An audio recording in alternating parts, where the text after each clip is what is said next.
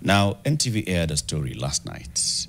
Here today, gone tomorrow, missing for days, weeks, months, or years. Many of these victims from Nairobi to other parts of the country. Where are they? Did they just leave? Were they taken? If so, who did? The marks of abduction are clear in many cases, and more so what have been described as state-sanctioned enforcement and enforced disappearances. What happens to the need for closure for loved ones who find themselves stuck in a foreign, murky space of grief, uncertainty, and an ending story?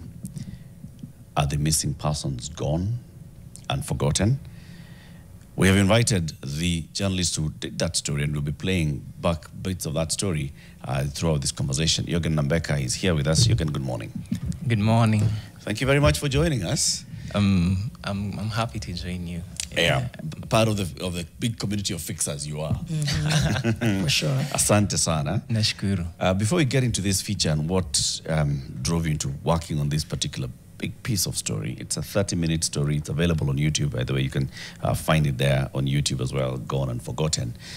Janet is going to give you our days.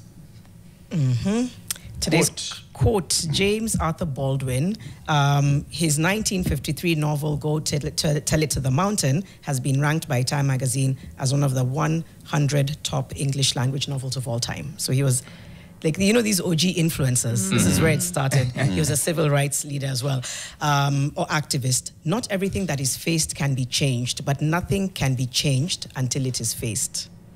Right? Very true. Yeah. Very true. I believe if we end up not talking about these instances, the things that we see in the society, at the end of the day, we cannot even talk about them. If you look at back in the days, some of us grew up in families whereby you could not even offer an opinion to your parents because whatever was said, regardless of how bad it ended up affecting all of you. So sometimes you just decide, let it be, acha ikuwe mbaya. Acha tuseme tu, hiyo siku hakuna kuongea that evening kwa nyamazwa, but kesho utaona mzee ameamua, wacha kuna ile mambo nilikuwa nimesema, let me make that change. So I believe he's very right. If we don't talk about it, then hatuwezi change. No. Right. Yeah. Your part, yeah. If we don't talk about it, hatuwezi change. That's the whole premise for this show. Right. That's basically it. So you're a fixer for sure. I'm proud to be one. One conversation at a time. And you worked on a beautiful piece which looks at the people who have disappeared, gone, and forgotten. Yeah. Just give us, the thinking behind this particular story. Okay, so initially I used to work in Nairobi. Then I was transferred to Mombasa, and I have a very good rapport with some of my colleagues who we work with, and at times I would see the stories they work on. So they would always write stories about enforced disappearances. At times, the human rights organizations like Haki Africa, Muhuri, would come up and call us to meetings, and they'll say a number of people are missing. Some families in Coast are still looking for their people. They need closure and all that. So on this fine day, a friend of mine also from Nation, Steve Otieno, who is working on the print version of this, called me and tells me, have we thought about looking at this? So at the end of the day, we said, okay, why not find people? So it was a collaborative effort, not just I alone. We had to do it from a different point of view, whereby somebody in Marsabit had to also go get us footage from there. Steve did it from here. I did it from Mombasa, you see. So it was a collaborative effort to just look at this. But while working on it, I noticed that people have so much, and they are in limbo on whether they should actually continue their lives, because you find some are missing their people for almost 10 years. 10 years is a long time. And while listening to those bites and their interviews, and for those I even met face to face, I was looking at it and I'm almost crying, because I'm wondering if you had maybe planned to have a certain kind of life, and then all of a sudden the person your life is centered around is actually taken away from the picture. Somebody like Muna was telling us that even her children, 9 years on, she has never told them that their father is missing. So while we're doing this story, the children, if by any means they ended up seeing this, this is when they're coming to terms with the truth that, you know what, your father He's actually not here. Yeah, he is not here. He just disappeared. Let me just read a bit of the script that you wrote on the story of Muna, and we'll get the bites for Muna Mohammed and hear her. Muna Mohammed dreamt of a life full of love when she exchanged vows of marriage with her love, a doctor from Majengo in Nairobi County, Abdallah Waitito, alias Dr. Muna had left her home in California Estate, also in Nairobi, to start afresh with the love of her life. In her eyes, he was a responsible, reliable man, not just at home, but also in the community. For instance, Dr. Abdallah Waitito was a treasurer at a mosque in Majengo, and the community depended on him and his service. April 4th, 2016, everything changed. Her husband, who was working at Kangundo Level 6 Hospital in Machakos County, was supposed to return her call after a work function. This was now unusual, unsettling, and concerning. Eyewitnesses said he was last seen in the company of 3 men as he went to drop his laptop in his car at the hospital's parking lot.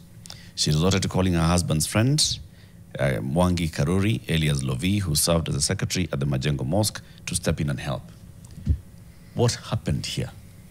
So for Muna, I think she had, in the morning, just the way you see off maybe your loved one, tell them, you go to work. At the end of the day, in the evening, we'll talk. But she had planned to travel. So they had this conversation with the husband, you know, you need to nipanga kidogo nijue how I'll leave. She was supposed to travel the next day. So the husband tells her, I'm going for a meeting, which ilikuwa huko Hosi. Akaenda Hosi, akamwambia, wewe ikifika saa 6, I think meeting itakuwa imeisha and I can call and then we can decide vile tunapanga hiyo jani yako. So Muna was still uncertain. Probably 2 instincts hiyo days ilikuwa kibao because alikuwa anapiga after every minute. Anapiga because yeye hakuwa anauliza uko wapi, alikuwa anauliza ile mpango wetu iko aje. And then at the end of the day, saa ile inafika saa 7 ananotice simu imezimwa. Ukiangalia it from a point of view of this guy is a doctor, ni mtu mwenye anafaa kuwa simu inafaa kuwa on mbaya sana juu mtu yote anaweza pata issue, anaweza saidika. So that particular moment ndo akaanza hata I think alikaa mpaka jioni. Aliamua tu ni sawa, maybe inaweza kuwa ni job ili extend. Kufika jioni anapata simu because anaangalia imefika jioni na huyu msi hajakuja. So starts calling people nini. Because huyu jamaa alikuwa si ati alikuwa tu ni kwa hiyo familia. Unaona community ilikuwa inamjua. So anauliza ule best yetu wako wapi tujamuona. That's when I'll decide kupiga simu. Na hiyo kutry kupiga tena ikakataa because alijaribu mara kadhaa. And now the last minute ikabidi apige huyo Lovi. And Lovi alikuwa secretary kwa hiyo mosque. But at the end of the day after kumpigia akamwambia aende huko Kangundo kuangalia vile kutakuwa. Anafika huko anapata hayuko. But gari yake iko, unaona. Hata na kitu inashangaza ni kwamba hata mwenye alikuwa duty hapo kwa kama watchman hata hakunotice kama mse alitoka ama hakutoka. Maybe alitolewa na hiyo rende when everyone was leaving for the event wakambia. So everything is there. His vehicle is at the Kangundo Level 5 hospital. Everything is there. Yes. But Dr. is not there. Dr. hakuwepo. Like it was... And that was the last that Muna had ever spoken or seen her husband. Kabisa. Kabisa. And there were investigations that didn't yield much fruit, or usually these investigations in Anza, then it gets to a place where it doesn't really follow up. And I think nilikuwa naongea na a friend of mine akaniambia, like in as much as probably the police would want to help, saa zingine wanakuwaga pia wako na very little to offer, like sina ability hata ya kusaidia, unaona. Maybe it's something iko na wakubwa huko ndo wanajua hizi files kwa nini mtu alichukuliwa. Na yeye akiwa hapo chini hata akiambia okay mtoto amepotea, ile kitu anaweza fanya ni andike ubi ambie okay sawa acha tuanze kufuatilia. Then at the end of the day inakuwa tu ni trips hapo kuja kuliendaje bado hatujapata.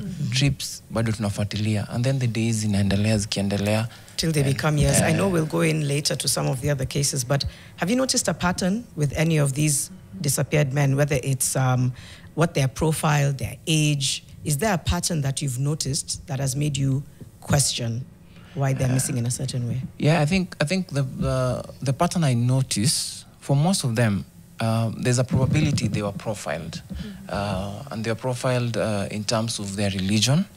And you know, since we had the 1998 August bombing, I think the Muslims were on the receiving end, and wengi waliangaishwa because you notice there's a guy also called Hemed from Coast. Hemed alibebwa na from a Muslim. It was a ni kama kulikuwa tu na dua inapigwa, unaona, so everybody just went, unaona, but yeye alikuwa kawaida, he was a wiring guy, so akasema let me go to work. The speakers za nini, no, the studios za hiyo mosque zilikuwa na issue, so akaitwa kuunda. But sasa si yeye ni Muslim, ikifika watu wanapiga dua, he won't leave, he will have to.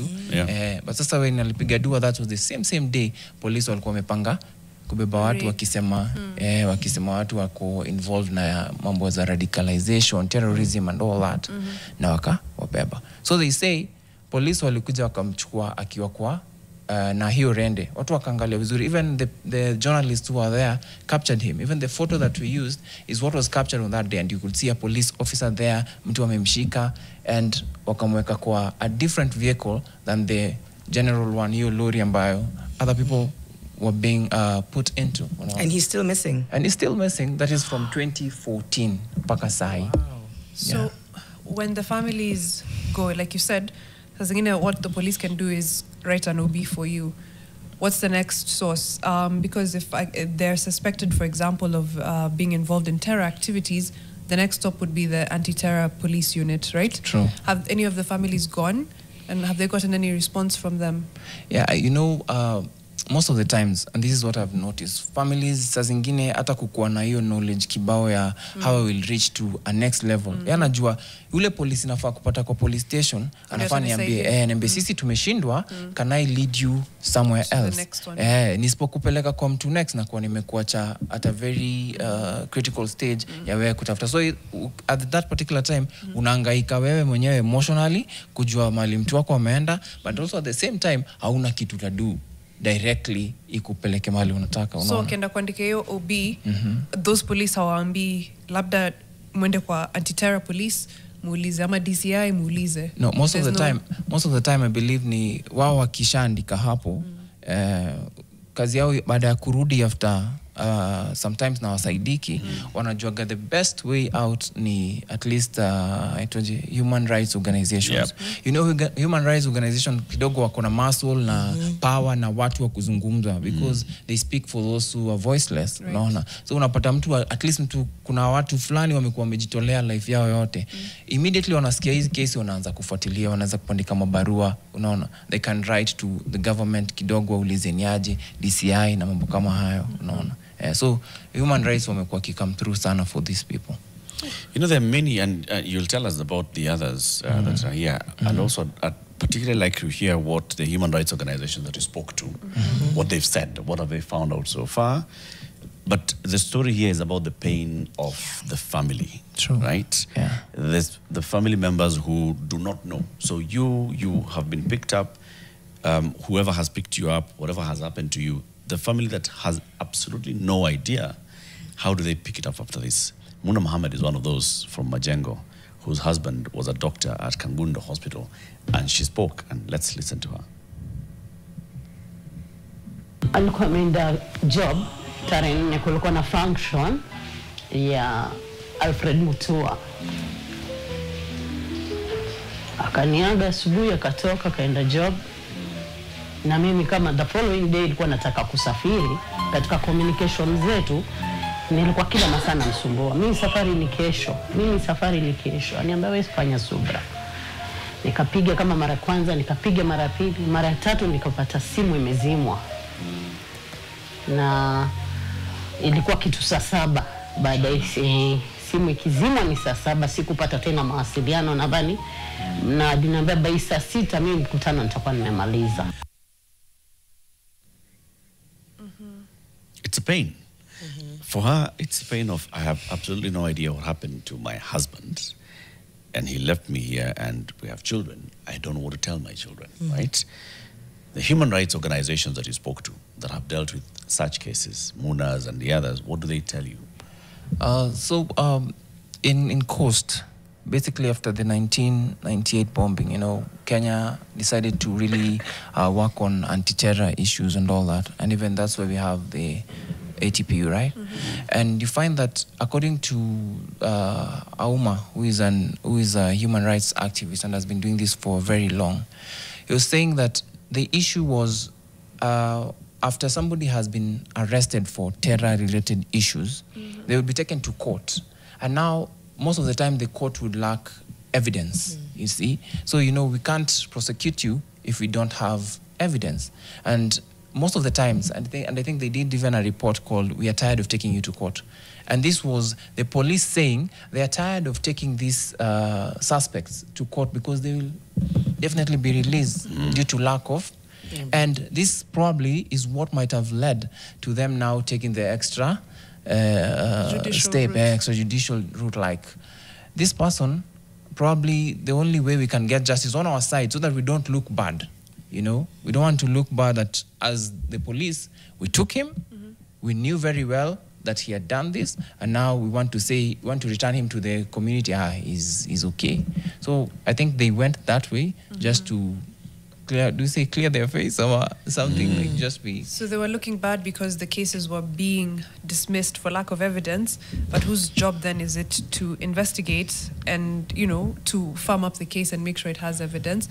And now with these cases, for example, Muna's husband or any other case that you profiled where it was suspected that they were taken by the anti-terror police unit or any police unit, even if they have the powers to arrest without a warrant, they must still produce someone in court within 24 hours, right? Very true. What happens when these human rights organizations go to the police and say, you took so-and-so, where are they? It's been 24 hours, we've not seen them at any court. Okay, so I think while talking to some of the human rights, they pointed out at something very critical. And one of them was mentioning, in the case of Hamed, they went to court and they produced, they had filed for, is it called habeas corpus? Yeah, whereby you need to produce that person, whether dead or alive, so that continues. And you'd find that when they did this, most of the time, ATPU or whoever was in that case would end up saying, yes, we agree, we took him. But that person did what? Flee. They fled. So you see, so he's no longer with us. So it's a gap in the constitution. Regardless, at the end of the day, if we say he fled, it's not on us. Who's and it going happened to prove that he fled or that he didn't? Yeah. What's a fix for that? I know we can't go back to renewing the constitution. I'm just trying to find legally what's a good recourse to avoid that, because I can see how they can be like, they're no longer with us, they fled, but then you're not allowed to push further, and yet you might very well know where this person is. Yeah. Should someone be charged for that? Because if you're arrested, you're in the custody of the state. True. So if the state loses you, shouldn't someone in that chain of custody be held to account? Somebody should be. Because I think the same thing probably happened last time in Nakuru, and you saw with that guy who also was arrested in the park. And at the end of the day, they just said, oh, you know what, Alihepa. And there's nothing we can do about it. So I'm trying to think, sorry, I was just trying to think why you feel that there hasn't been enough public outrage about these cases, whether there's an attempt to make them so normal that it becomes, you and your colleagues going out of your way to do this is incredible because the public knows about it and the families feel like they have a space where they can air their concerns. True. But generally in a news cycle over the years, you don't really see a sustained sense of outrage.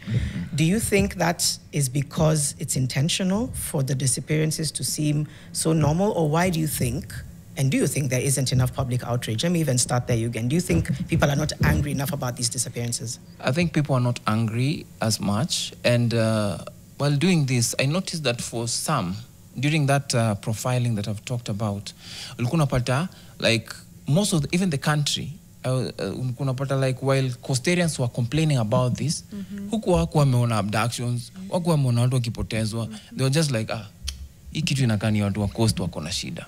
Unaona? Of which is a very wrong way of looking at it. And one of the guys was just telling me, let's not be two-faced. That there's a time when we'll want to speak about this, and then kuna times zingine tutanyamaza. Because when hao walikuwa wanachukuliwa without evidence na mtu anapotezwa kabisa, and then sisi tunakuja tunasema sasa after last year imefika, that's when we are very angry. But hii kitu imekuwa happen for long, but hao watu waje kiongea. Wakenya pia nao ni kama pia walikuwa naona maybe nikiongea hata mimi naweza naweza jipata kwa hiyo ngori, and that probably might have led to. Other than Coast, are there other counties that have featured Coast and Nairobi? Because I know Nairobi has any 1, 2, 3 other counties that surprised you that these things are happening a lot? Yeah, I saw Marsabit. You know, I think because they are close to the border as well. Yeah. And I think kulikuwa na hiyo issue ya wao kucross, and wengi wao, because of how life ilikuwa, maybe mtu akiona ni ngumu and they are promised a better life, some, not all, would end up maybe joining these militia groups like Al-Shabaab. But sasa unapata huko kuna wale pia walibebwa tu wakiassume kwamba hawa watu wenda walijoin hizi groups, and now wanajipata kwa hizo shida most of the time. Yeah. You know, the human rights organizations have even documented and released reports on enforced disappearances over the years. There are those that were looking at what was happening around the coast. So yes, the government is out there. It's saying that it's conducting an operation to fight radicalization, having community engagements and all. But at the same time, you see that there are those extrajudicial killings and disappearances. True. Extrajudicial killings, like how Sheikh Makaburi was just killed. True. Or Sheikh Abdrogo was just killed. And then people just disappear and their bodies are found in the national park. Body parts are found at the Tsavo National Park. All these have been documented over time. True. The one thing that has not been done, which I commend you, Jurgen, and the team for doing, is telling us the other side of the family. True. The family side, those that have been left, and what they go through. Sure. Because for 9 years, for example, Muna does not know what exactly happened to my husband. Yeah. Nobody has come to tell her, this is what happened to you. You're raising children. If at one point the children hear that this is what happened to our father, what does that do to the children? Very true. Do they? Yeah, and if they are told that we suspect the government was involved, do you think those children will have any trust in government? No. It's a The vicious child cycle. of Abdurogo who witnessed his father being killed, he was there with him in the car. He was a young kid. And so the father being shot. And everything points to this is a government operation. What does that child grow up thinking? And then what does that do to this child, to the wife, to the others? That of cycle. That entire cycle. When you were talking to all these family members, what did you pick from them? The emotion. I think there's a lady we talked to in Majengo still. Her name should be Wanjiko Alice something. Yeah. And she brought out a very something that I was very shocked to learn. You know how when you get to 18 you want to get your ID, and the government will ask for probably your father's ID, your mother's ID, or if they're not there, they'll want you to have a death certificate to show that. So in this case, these children are wakifika 18 watajipata kongori because unasema budangu hayuko. Lakini gava hata ukiangalia kwa when you applying unakwambia attach death certificate. But budangu hayuko, so siwezi attach hiyo death certificate, na siwezi sema pia mother ni single mother because mzee alikuwa like unajipata kwa hapo katikati. So hata kama Prezzo alikuwa anasema the other time that watu watakuwa able kupata IDs and all that, na hiyo story itakuwa imeshuka, hii gap bado itabaki. Hao watu hiyo watafika 18 na hawajui jinsi watapata hizo IDs. Unaona? So ilikuwa like kuna vitu vingi wanapitia after ku notice that baba yao sasa hayuko. Unaona? For instance, uko Marsabit kuna dem anaitwa Jackson. Huyu Jackson, yeye mtoi wake wa mwisho alizaliwa 17 days after huyo baba kupotea. Wow. So unaona like so she was pregnant. Alafu she was young. This is 10 years ago. She was way young. So ana complain, anasema raising 3 children ukiwa peke yako na ni zile area ambazo ziko na hardship ni tricky sana. At the same time, these families zina face zinakuwa zimetengwa kwa area. Like unapata wewe tu as long as tu umeshukiwa, baba yako ameshukiwa, ukienda shule wanakuambia wewe ni mtoto wa gaidi, unaona? Sasa they won't even like inakuwa tu ni torture from wewe ukiwa mdogo. The stigma. Yeah, so unaenda ukigrow lakini unakuwa emotionally kidogo, mambo ikaifiti. Man, I want to take the responsibility back because it almost sounded like for some of these law enforcement agencies, they felt like the cases being dismissed in court is their justification for them choosing to go the extrajudicial route. Did you speak to anyone from the DCI, from the NIS, from the Anti-Terror Police Unit? That's one. And two, that their job is still investigation. They're the ones to build a solid case. So if a case doesn't hold up in court, it still falls to them. Was there any discussion of that? If the cases are not making it through court, it's you who didn't provide enough evidence. Yeah, there's that side of the story, and we tried to reach the police spokesperson, and for him, he was like, you know what, I cannot give a blanket response to how these things go. We'd want to have a specific list of individuals and what happened to them so that we can actually respond to actually how this happened. And you know, this was leaving us at a very difficult place because now giving these details also might put them in danger at the same time. So what we went with, we just said, we just asked him, do you think the police, because they have been accused most of the times for doing these extrajudicial killings, do you think they are part of this? And how are we bridging this gap so that people can actually trust police? You know, if I can't trust that kesho nikienda kwa polisi atanisaidia if my person is missing or if nashuku kuna mtu ananitarget, unaget, ama kama niko na wasiwasi that the same police anaweza tumika against me, then hata miss nakuwa siko safe. No, and that was my worry. Even when we were doing this story, worry yangu ilikuwa wewe Mariam uko safe. Unaona? Jani tukitoka kesho watu waambie alitoka Fixing the Nation akapita chuo mfulani alafu sasa tumuone. Unaona? Like uko safe. Unaona? Hata kikikuramba sasa hiyo ku place unataka kupiga simu, utapigia polisi. Unaona? Know that they are not good police people. They're very good police officers out there. But pia hako kalain kakujua ni wapi nani ni mzuri na nani ni mbaya is a very thin line. Have you faced any intimidation or threats? I mean, maybe you can or can't talk about it, but there must have been a bit of a risk to doing this kind of a story. There is risk, and I think that's why probably we didn't do it so openly. Because there is risk. But as you said earlier, if we don't speak about this, then it's not only about those who are associated with political causes or all that, or they're trying to fight the government or talking against the government. They're even just normal people who maybe something happened and mambo yao ikaenda mbaya mtu akawapoteza. Unaona? Even does hata kawaida tu accidents zinafanyika and then somebody doesn't want to own up and they take the body and dump it elsewhere. Unaona? Like that news vendor in Kawangware, you see, Pius Wekesa. Like for him, alitoka hapa Kimathi because he used to sell around here the papers. Toka hapa kijua anaenda kufika Kawangware akikuwa fiti. Unaona? Now the family hata haijui nini inaweza kweli happen. So my point was not only about those who lost their people from easy causes of politics and all that, or those who are against the government, but anyone who kidogo kesho unaweza amka uambiwe mtu wako patikani. And you struggle because when you umeamka saa hii umeambiwa hivyo, God forbid na umeanza kutembea kwa mortuary. You know how it is trauma. Moving from one mortuary to another and just being made to look at the bodies that are there. And in one part of you is hoping that you will see the person. The other part is hoping that you don't see the person.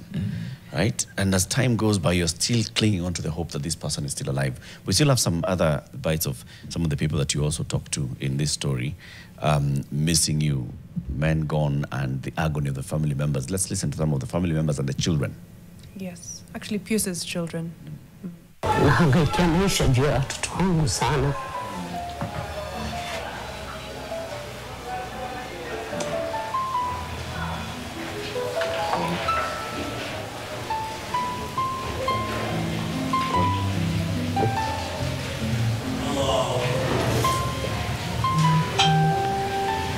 Tunapitia mtihani mingi tu sana.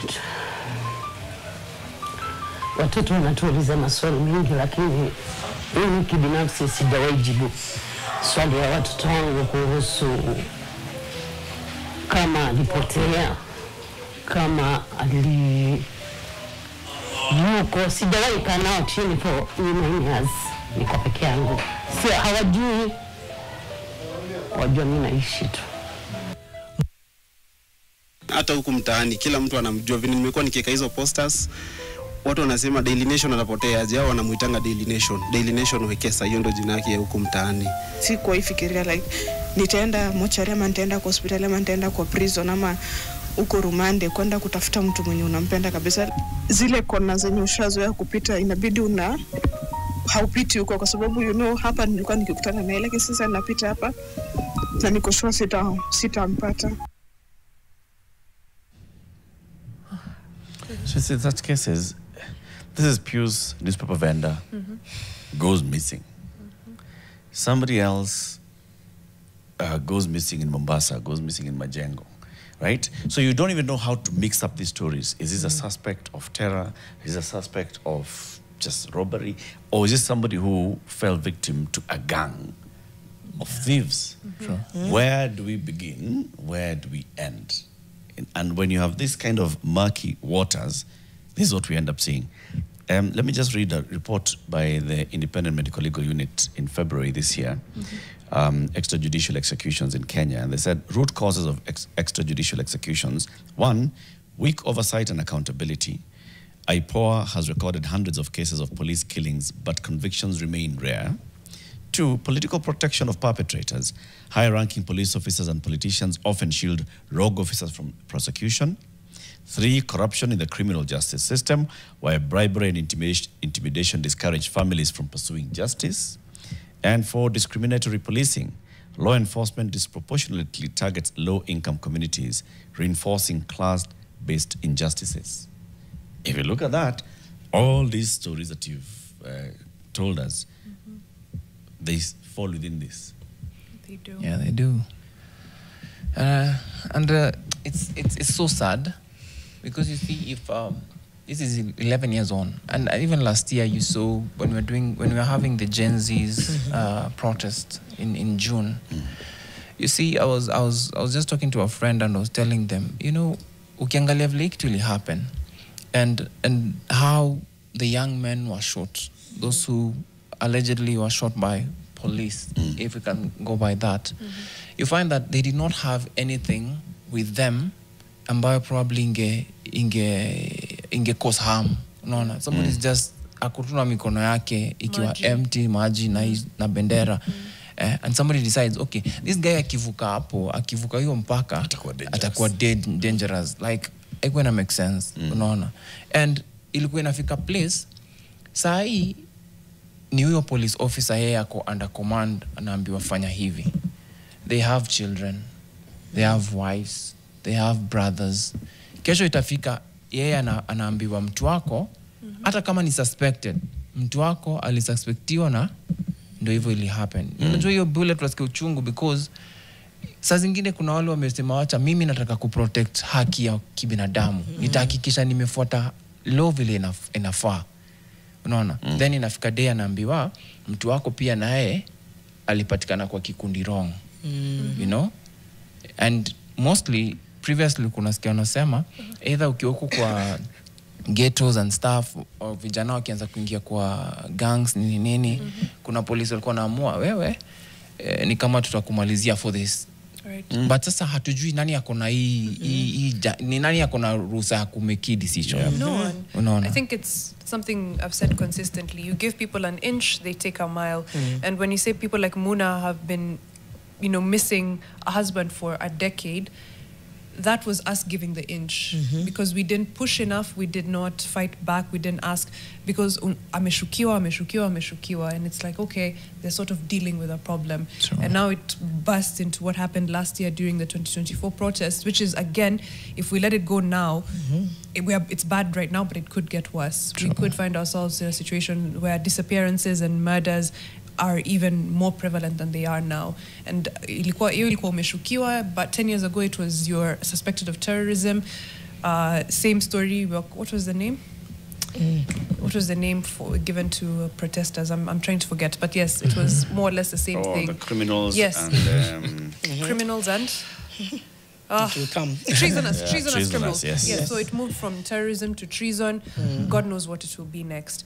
When these families talk to you and they say, I don't know if my person is missing, I don't know if they're alive or dead, do they have an idea of who the perpetrators are, one, and how they would even seek justice? But let me just ask, do they have an idea of who the perpetrators are, and are they living in the fear of naming them because they know that the system operates as is?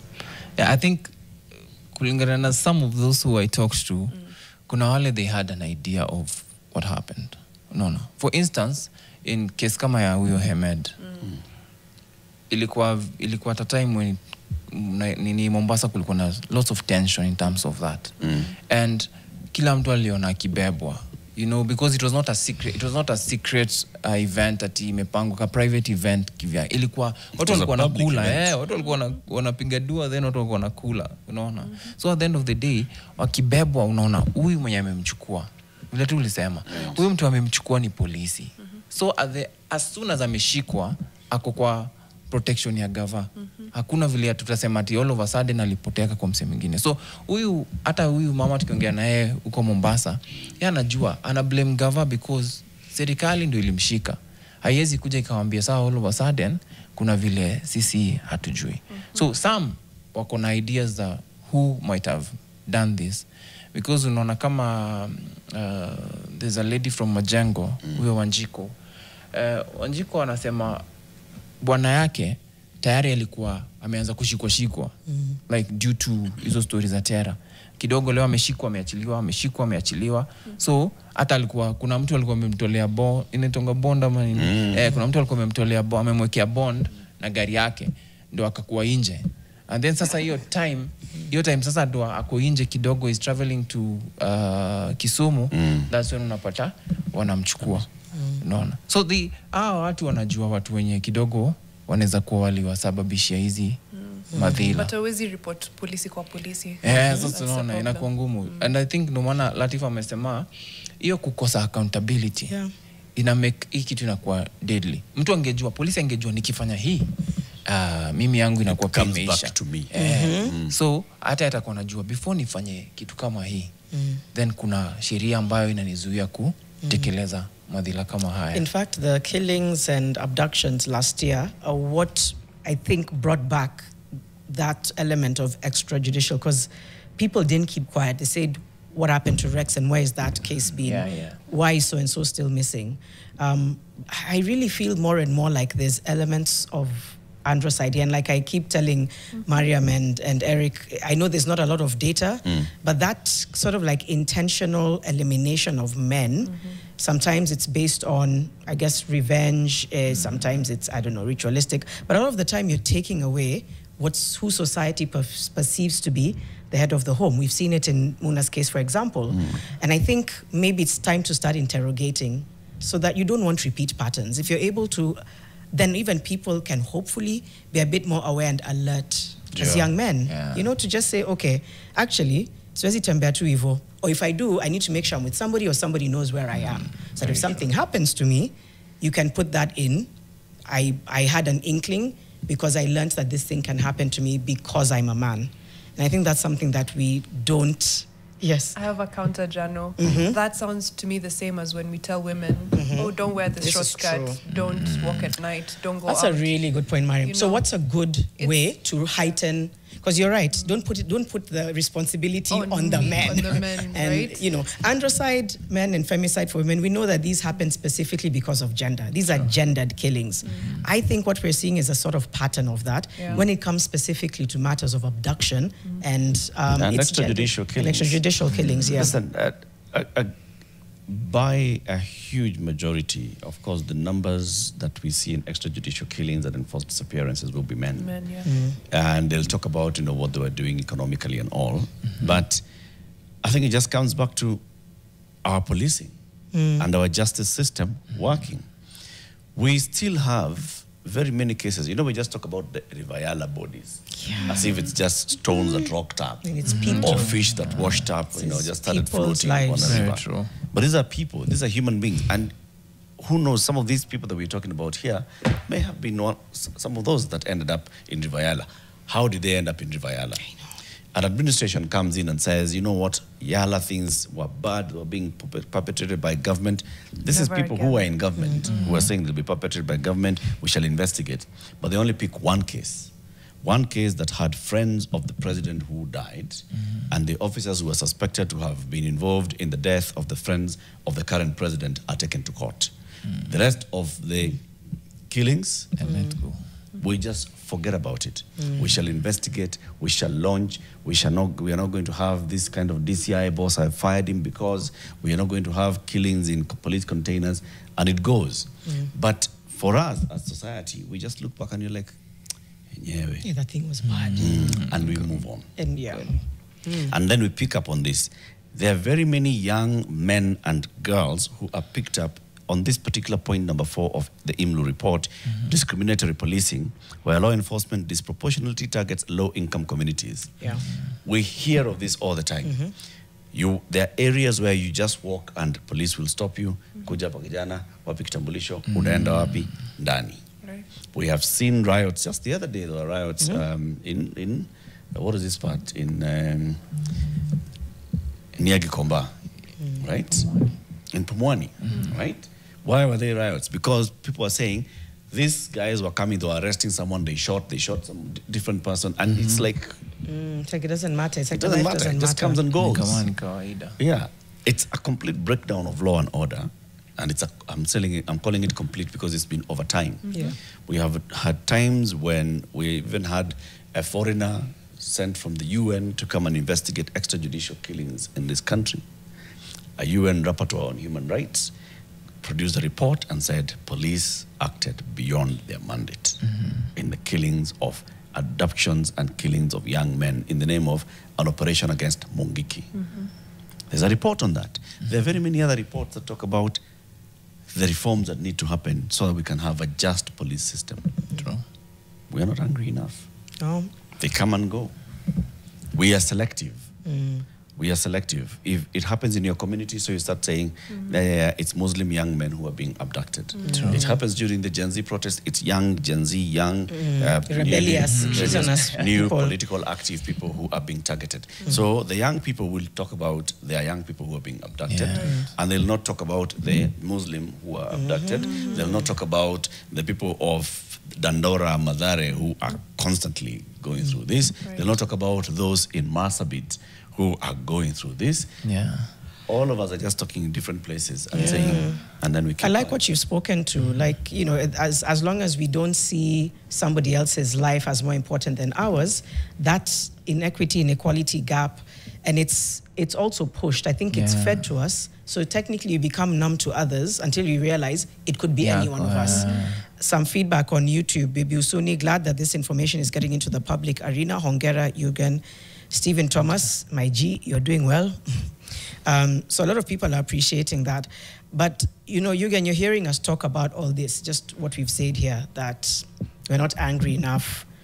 We have a completely broken down system. True. You've done these stories. What has it shown you the first thing that we need to... Is the first thing that we need to adopt is empathy? Is it empathy? Is it care? Is it pushing back at the law enforcement? Where do you think we need to start? I think the first thing to do is just, as you've said, we need to have that empathy, and also consider that it can Happen to to be you. to happen to anyone. You see, Yes. and while talking to one of the activists, there's something he mentioned. Akasema, like, whatsoever is wrong is wrong. You see, like if unaenda kinyume na haki ni wrong. Haichange ni nani, haichange juu ni Latif, ati sasa kuna vile hiyo ya Latif kidogo tunaweza balance ikuwe 40, 60, yote ni wrong. And for him, he was like, inafaa tufike time when tukubali tu, hii kitu ni mbaya. Ukikumbuka last year when we were having the Gen Z protest, ulikuwa unacheki watu walianza kutokea, unaona? Mtu anashikwa, either somebody records, at least tuko na evidence. Before, hawa watu wenye tumeongea nao 10 years, nobody has evidence ya kwamba footage ili happen hapa ikapen hapa kenda hivi.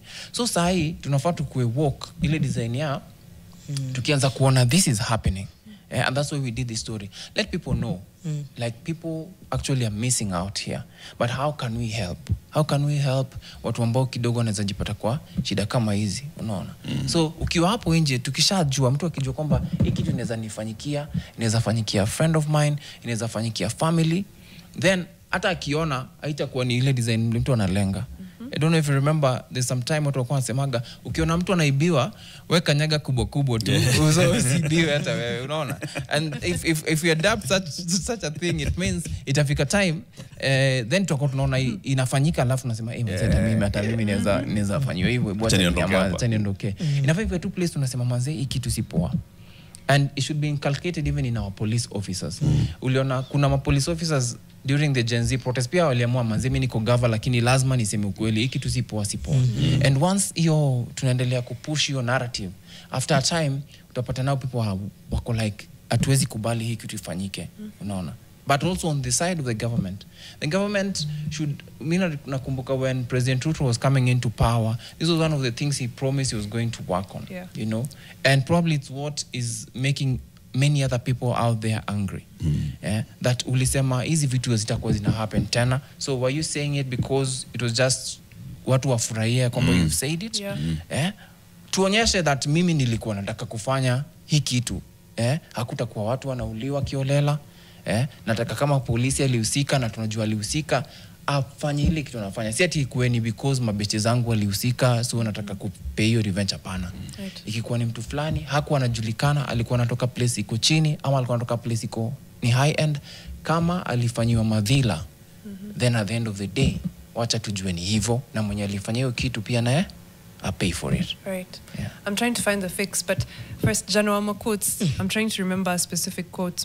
Maybe you know it, but it's like, it happened to Jurgen, but I kept quiet because he's not. He's not from my tribe. Then it happened to Eric. I kept quiet because he's not my gender. Then it happened to Janet. I kept quiet because her hair is longer than mine. Now it's at my door. I'm trying to remember that. I really quote, like that, but that's exactly it. That's exactly it. That's where we're at. First they came. It was a German poem. And he was an outspoken critic of the Nazis. So it goes, you can imagine in that scenario. Yeah, it's short. Can I read it? Yes. And thank you, Mariam, for, since Latif said we don't delegate. Na Mariam Dangesoma.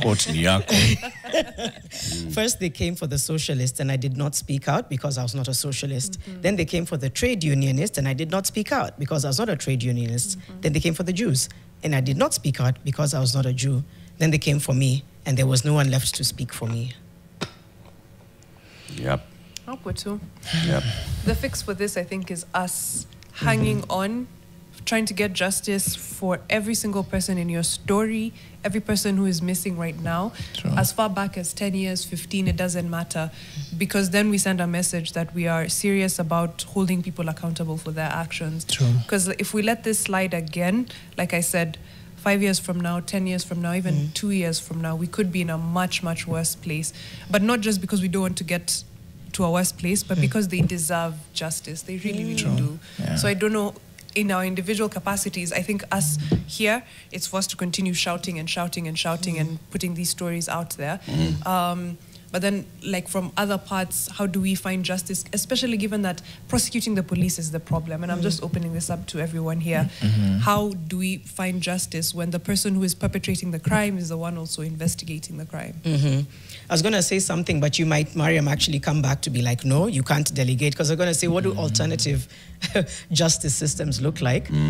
But at the same time, it's like, wait, but why let them get away with it? But how can the two run parallel? Let me read the recommendations from IMLU for ending extrajudicial executions in Kenya. Amend police laws to impose stricter accountability measures and strengthen IPOA's investigative and prosecutorial powers to independently charge rogue officers. So IPOA to independently charge rogue officers. Establish a special tribunal to investigate and prosecute extrajudicial executions, and additionally ban the use of paramilitary units in civilian law enforcement. strengthen witness protection programs to encourage testimonies against rogue officers, and increase funding for forensic investigations to counter police claims of justified shootings.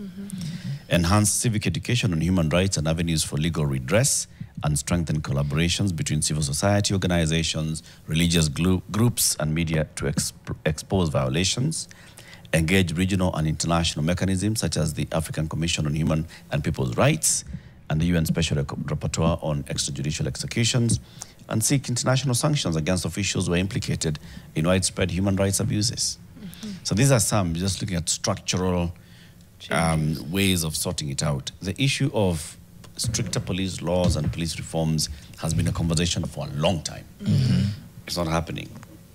I think the entry point is when you have greater civic engagement on these matters. When citizens rise up and say, we want to live in a country that has a law and order. Sure. And if there's any investigation that's taking place, let the police come, arrest, take it to court, let the DPP prosecute. If there's no evidence, you have no evidence. If you seek support in the community, work with communities to talk about the people who may be rogue elements within the community. It's about fighting crime. But also at the same time, when we fight and raise issues about the rogue police officers, then we also have a voice to actually speak about the rogue police officer. So-and-so is rogue. This is what he's been doing in our community. And it's not transferred to Mandera, but it's actually taken, action is taken against them. And that there's witness protection, because I feel like that is a huge gap. So many people know. Some people might even have the answers to some of what Jurgen is saying, but they're like, me, I come forward. So then what happens to my family and I'll be next. So witness protection is also huge. But also just that thing which, you know, I think you've both alluded to, even Jurgen, which is, I know it's not about transferring responsibility, but being very clear about having somebody know where you are at all times is very underrated. It doesn't mean that you're transferring that responsibility to me. I just think it's that step to be like, where's your partner? Where's your friend? Where's your colleague? Where's your child? Starting there. I know in the US, they issued this thing called the Amber Alert because of her case of kidnapping. And now every time somebody, a child especially, is kidnapped, it is on every bridge. Every light just has the name and picture of the person. They say they've issued an Amber Alert. I wish we had such systems, but if already sasa kwanza kwa police, it's a problem. But yeah, in the meantime, just know where each person is. So that you have somebody, as he said, there was nobody left to speak for me. You have somebody who can speak for you. We did have a little bit of that during Mandamano. It was always, you know, share your location, share your location, share your location. But then it's like, okay, how many people have a smartphone that they're now sharing their location on? But it was a form of that. Everything that happened in Mandamano was a lesson in coming together. And I think that's what the enemies of progress were just so blown away by. Everything was how you came together, how you shared, how you carried resources with you, and how you shared. That is something that I think if we could capture that and make sure it's in every sector, we'd be somewhere. But thank you, Jurgen. I'm grateful. I'm very privileged to have done this story, because probably, as Latif said, it was important for us to know, yes, we arrested their people, but how are they, you know? How are they faring on 10 years on? Because probably somebody saw this. People saw this out there. And it would have been important if just somebody would have taken a responsibility to say, okay, ule babake alienda, sahi anaishi just vipi? Answer. And it would have been give the story to their loved ones. Jurgen Nambeka is a journalist with the Nation Media Group. He did that story yesterday, Missing You. Men and who have just gone missing, disappeared, like they didn't belong. Thank you for tuning in to our conversation today. We say it's one conversation at a time. We are fixing the nation. We'll be back tomorrow morning, 6 a.m. to 10 a.m. Eric Latif, Mariam Bishar, Janet Bogu, and our guest, Jurgen Nambeka. Have a good one.